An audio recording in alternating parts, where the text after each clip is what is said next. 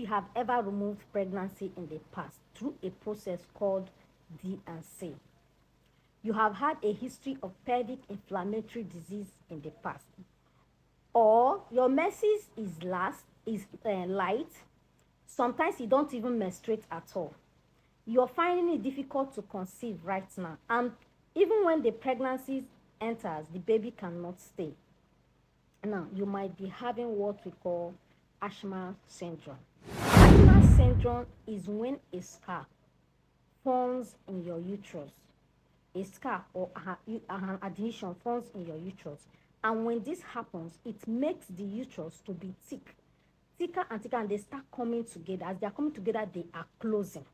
They are closing, and it will leave a very small opening in your uterus, in your womb. And this kind of small opening might not even allow you to conceive, or even when the pregnancy enters, the baby might not stay. The pregnancy might not stay.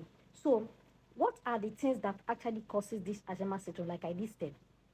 If you have ever undergo any form of procedure called D&C, that is dilation and curettage, during the process of D&C, what they do is that as they go in to remove the baby, remember, they put something and they will scrape the wall of your womb.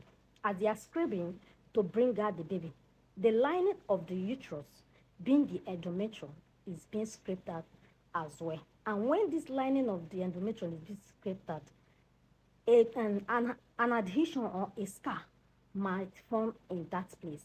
And when a scar forms, it will make the uterus, now the womb, to begin to close and start coming together. Before, when the lining of the endometrium, they are still there.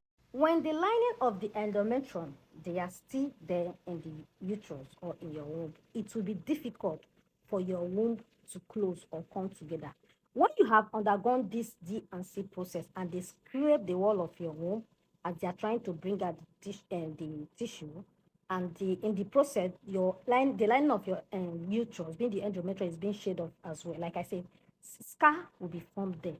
Now, when the scar forms there, it will make the uterus, being your womb, to start becoming thicker and start closing, to an extent that it will leave a small opening, like I said. Now, even if pregnancy happens to occur, fertilization happens to occur, if fertilization takes place at that place where scar is being formed, that baby will not stay.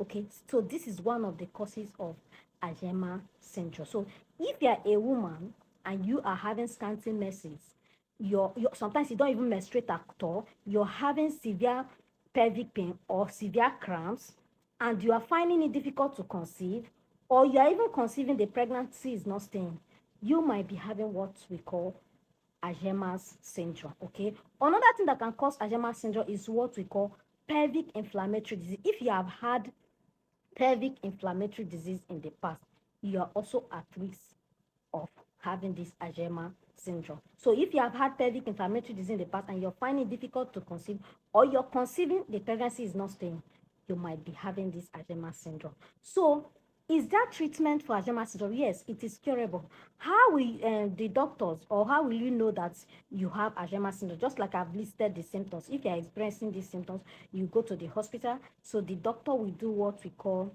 sonohysterogram. So what they do is that they will insert a fluid through the vagina. So when they can do what they call transvaginal scan too for you, where they will look at the cervix to see if there is any scar or adhesion in the mat of your womb, being the cervix. And they can also do hysteroscopy for you. Hysteroscopy is just like a camera to look inside of your womb, that is inside of your uterus, to see that if there is any scar that is formed in there. Okay, through this hysteroscopy, they can be able to remove the scar tissue as well. Okay, so for those who has finished giving birth, probably you have finished giving birth, you don't want anything related to pregnancy, and the Ashma syndrome is not causing you any form of pelvic pain or cramps, and you are not worried about your menses returning to normal, there is no need going for the treatment of Ashma syndrome. But if you're still interested in giving birth and you want your menses to return to normal, and you want to get yourself relieved of the severe pelvic pains or cramp that you're having, then you go for the treatment of Alzheimer's syndrome. A specialist, they will do it for you, and you will be able to conceive, and the messes will return back to normal. So guys, this is what I have for you today. Don't forget to share this video, like and comment. See you in my next video.